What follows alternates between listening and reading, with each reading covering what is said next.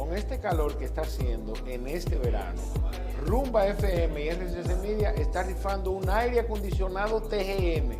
Solamente tienen que leer la descripción y seguirnos en nuestras cuentas de RCC Media y Rumba FM.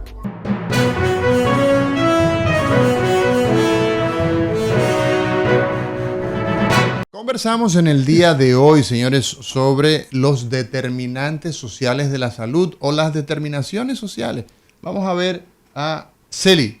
Hay evidentemente que hay muchos conceptos y muchas ideas desde el punto de vista doctrinario, enfoques sobre un bien tan preciado como es la salud, que vemos y quizás entendamos que por razones como esta carecemos de un sistema, de una plataforma que garantice la salud y todas esas aspiraciones que se enarbolan como concepto. ¿En qué crees? Mira, sería interesante que la gente supiera qué es lo que plantean desde los determinantes sociales y qué es lo que plantean de la determinación social. Eso sería interesante. Cuando la determinación social tiene siglos. ¿Pero qué es? Te voy a explicar, empezar por la más simple, que es determinantes sociales, y después pasamos a determinación social comparando, porque la determinación social tiene el problema que sus categorías de análisis son pesadas, porque es filosofía pura casi. Y inclusive entre expertos, esa discusión se da y uno dice, pero ¿y al final qué es? Vamos a ver.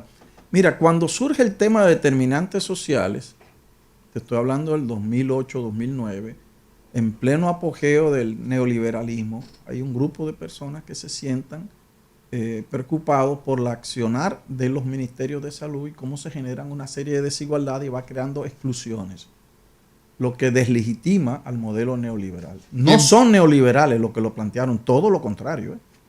El conjunto de personas que se sentaron a pensar determinantes sociales ya venían de una historia, y en esa historia, a pesar de que hay algunos muy élites que se creen grandes, hay un CERT en ese grupo, realmente ninguno estaba de acuerdo que la salud fuera una mercancía.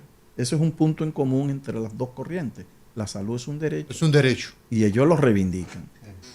Pero el eje de ello era la acción del Estado. Entonces ellos dividen, ellos dicen, la salud es un elemento complejo, no es simple.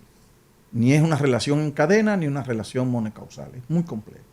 Y dividen en un primer piso, que son los que llaman las causas estructurales, que es principalmente el tema de la gobernanza, de las políticas macroeconómicas, de las políticas públicas y sociales, de las políticas de salud, la cultura política y la cultura en general, que son temas estructurales. Todo eso lo pone fuera del individuo. Sí, claro. No, ellos no tratan el individuo, ellos tratan grupos. Exacto. Entonces, en ese sentido, porque es epidemiología. Exacto. No, o sea, es salud colectiva, no es salud de la persona. Entonces, ese primer paquete de estructura, ese es el primer piso.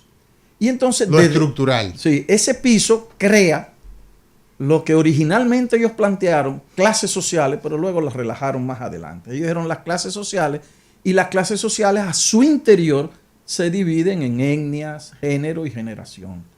¿Verdad? Sí. Al final, lo que se hizo fue que dijeron género, etnia, generación y clase social, y fueron creando una serie de cosas, y eso los convirtieron en los elementos en que ellos hacen los estratos de población, o sea, hacen los grupos para poder comparar, porque al final lo que les interesa es las desigualdades, no la situación de salud. Y entonces, en ese sentido, ellos dicen, esos son los estructurales. La gente, como tú la agrupas, esa es la estratificación que tú haces, y esa estratificación entonces es la que debe seguir hacia lo que ellos llaman determinantes intermedios, que son los que provocan, según ellos, el efecto en la salud mediado por los determinantes, pero desiguales en los grupos. Entonces, por ejemplo, ellos dicen, entre esos determinantes intermedios estaría pues las condiciones materiales de vida, las condiciones conductuales, los estilos de vida, etcétera, etcétera, etcétera. Y al final de ese proceso, lo que hay son desigualdades en la exposición, desigualdades en la vulnerabilidad y desigualdades en las consecuencias. Y eso provoca, pues, el asunto. Fíjate que no es tan simple. 3 pisos, dicen ellos, o 2 con una mediación, estructural e intermediaria. Ahora bien, ¿qué sucede? Que eso implica que ellos ven, cuando van al elemento intermediario, ellos ven un conjunto de elementos que pueden ser abordados supuestamente de manera individual.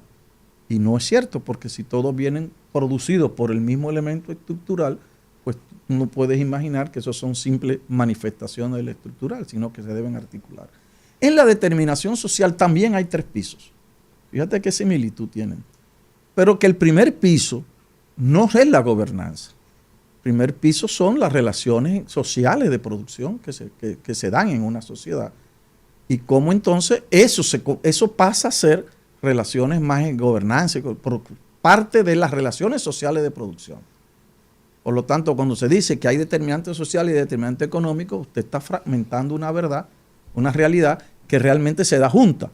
Los determinantes sociales son sociales y son económicos, porque lo económico es social o no es social. Lo determina, de hecho. Entonces, en ese sentido, la economía son relaciones sociales de producción. Lo económico determina lo que va a suceder en una sociedad. El enfoque, lo que pasa es que se sigue fragmentando la realidad en pedazos. Entonces, cuando hay 2 elementos fundamentales que dividen las 2 concepciones, esos elementos que llama las determinantes sociales, que son intermedios, la determinación social los sintetiza en una sola categoría, que le llama modo de vida.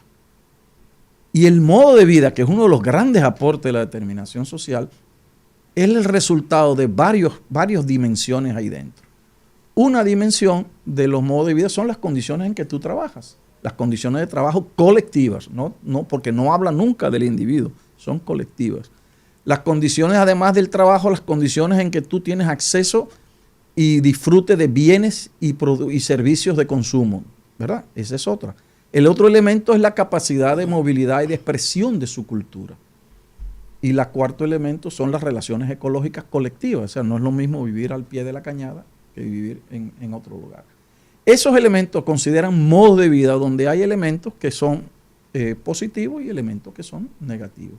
Eso resume, tú haces un solo bloque de eso, síntesis, en lugar de estar viendo por elementos, vivienda, empleo, salario, condiciones psicológicas. No, todo eso se resume.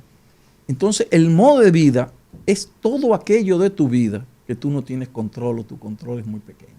Por ejemplo, tú no decides cuánto tú ganas. O sí, claro, tal vez el Tosmus lo puede decidir, ¿verdad que sí? Sí. Pero yo no puedo decidir a qué hora entro a mi trabajo, a qué hora salgo.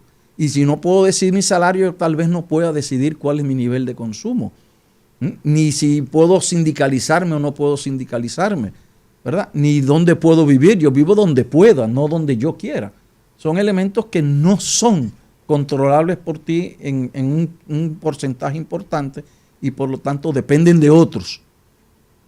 Ahora, cuando dice estilo de vida, entonces, ¿qué sucede? Que cuando se define estilo de vida, se dice que tú te enfermas por tus malas decisiones. O sea, no es que no existe esa mala decisión, pero el estilo de vida es todo aquello que ya tú decides, pero de un menú servido.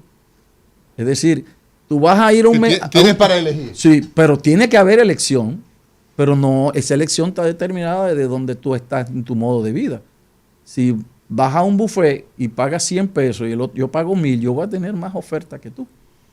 Entonces va a depender de eso. El estilo de vida son, por ejemplo, el comportamiento mío laboral individual. Hay gente que llega a su trabajo y lo primero que se bebe un café, otros se van a hablar con los amigos, otros hacen que aparentan trabajo y otros se meten a trabajar como burros. O sea, el itinerario ecológico personal, porque ya en el estilo de vida sí es individual, no es colectivo. El modo de vida es colectivo. Este es individual. La otra son el consumo. Yo no como carne, yo como vegetales, yo no como vegetales. Es una decisión personal. Es parte de tu estilo de vida. También el tema, bueno, yo soy del Licey, yo soy del Escogido, yo soy de las Águilas. Eso es parte de tu comportamiento. Inclusive tu itinerario ecológico personal también. Entonces, eso es personal. La salud colectiva, si que intenta cambiar uno a uno los individuos, no va a acabar nunca. Porque todos somos diferentes, inclusive somos diferentes hoy que ayer.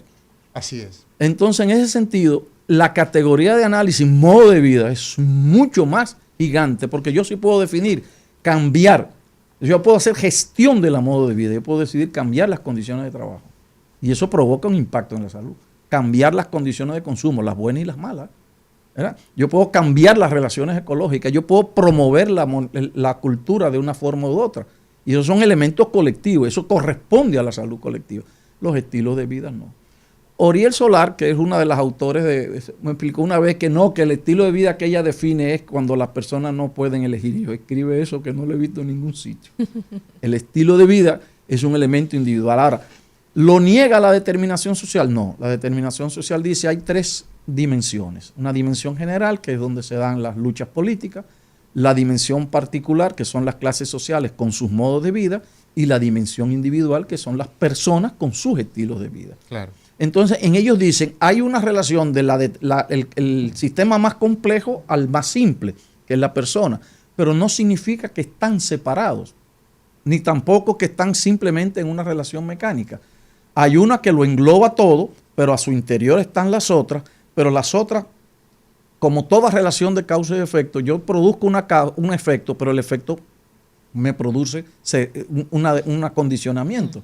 Es como el caso de, nació una niña, la madre no era madre hasta que nació la niña. Ella puede decir que ella determinó el nacimiento de la niña, pero su vida cambió a partir de ahí.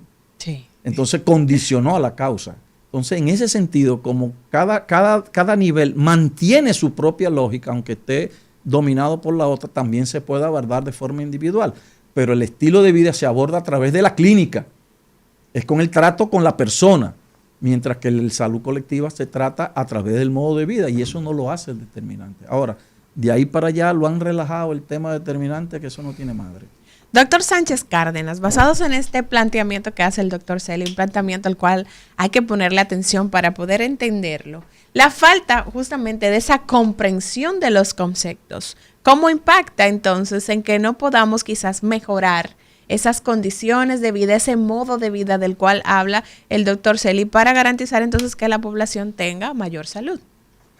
Bueno, es que aquí siempre vamos a terminar en esta discusión en el plano político, que es donde están las decisiones fundamentales del Estado y donde la interacción entre los grupos sociales, cada uno con su peso, determina las políticas, determina dónde van los recursos, en qué cantidad, en qué proporción, o en cuál sencillamente no se dedican fondos. Entonces, al final, la determinación social está condicionada por la estructura social y productiva, socioeconómica de una sociedad. Y ella es la que condiciona tanto la salud como el conjunto de acciones del Estado y condicionamientos de que son objeto los diferentes grupos sociales. En ese ambiente, digamos, general, que es el que habla José, deriva la posibilidad, y es habitualmente a lo que las políticas públicas van, hacia los determinantes sociales, focalizado en determinados elementos, que es, digamos, lo que se deja para último. Si nos vamos a la historia, vamos a ver de que la salud, la protección social emergieron precisamente producto de los enfrentamientos político-ideológicos en su momento. Y lo hacen incluso fuerzas y estados conservadores como un mecanismo de protección ante la ola europea que se estaba dando de protestas sociales y de confrontación de clases. Entonces Bismarck, empezando por él, inmediatamente dice, bueno, pero si no hacemos un cambio, en vez de que las monjitas estén dando atenciones en casas de beneficencia, el Estado tiene que asumir la responsabilidad de la protección y de la salud. Entonces vamos a dar salud. Nosotros somos los responsables, creamos los hospitales, formamos los médicos y aportamos el presupuesto. Y empieza ese deslinde de esos hogares de beneficencia regidos por las iglesias hacia la acción del Estado. Entonces, fíjense que ahí se da una separación. La determinación, ¿quién la da? Es una determinación socioeconómica, político-ideológica que deriva en la emergencia de políticas de salud totalmente diferentes y sociales, que aquí van acompañadas. Hay acciones sociales y infraestructurales que hay que tomar que impactan la salud. Pues, y ese fue el éxito europeo frente al comunismo. Es decir, en la medida en que se para la protesta y digamos la gasolina de la protesta social, se produce esa separación que históricamente hemos visto. Por tanto, esa determinación socioeconómica siempre está de base. Siempre está de base. Los estados están en la obligación, por tanto, ya históricamente de ser responsables de garantía de derechos. Y aquí en la Constitución está establecido el derecho a la salud, derecho a la educación, y los estados tienen que proveer eso. Ahora bien, en la práctica, operativizar las acciones del Estado siempre va a estar condicionado, ¿por qué? Por la estructura de clases y el peso que determinadas clases tienen en el modelamiento de las políticas públicas. Y las políticas públicas, digamos que son el tratamiento de lo que los técnicos pueden perfectamente identificar. Sí. La receta que ¿Cuáles son las soluciones, los problemas y por dónde ir? Pero eso no es necesariamente lo que termina, digamos, realizándose en los hechos para resolver de base, digamos, estructural el problema. Lo que Cárdenas acaba de decir en poco espacio resumió como 30 libros al mismo tiempo. Así es. Sí, el tema Bismarck era el segundo Reich. Totalmente. Y olvídese, era la presión, inclusive a él lo quisieron crucificar. El sistema. Sí, el segundo. La seguridad social, Sí. eso sigue de ahí. De eso, Lo de quisieron crucificar cuando él promovió las 3 leyes que dieron origen a la Sí. seguridad social, y la respuesta de él, porque le decían, eso es socialismo, y dice, él es mejor una idea socialista que los socialistas en el poder. Eso.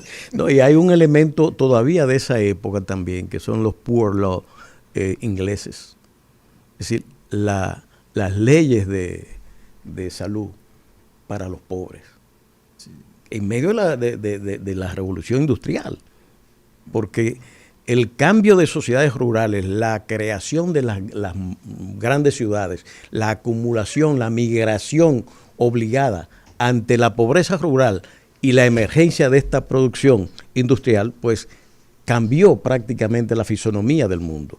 Y ahí cambió también todo el comportamiento social del Estado, del ciudadano, y las condiciones de trabajo, las condiciones de salud, las condiciones de educación, que fue poco a poco forjando sobre las ideas de Bismarck, la respuesta del Estado inglés para que aquello que se estaba convirtiendo en una bomba social y política pudiera tener lo que finalmente tuvo en esas sociedades. Pero tenemos que irnos a una pausa, señores, en breve regresamos. Sin embargo, tú oyes personas.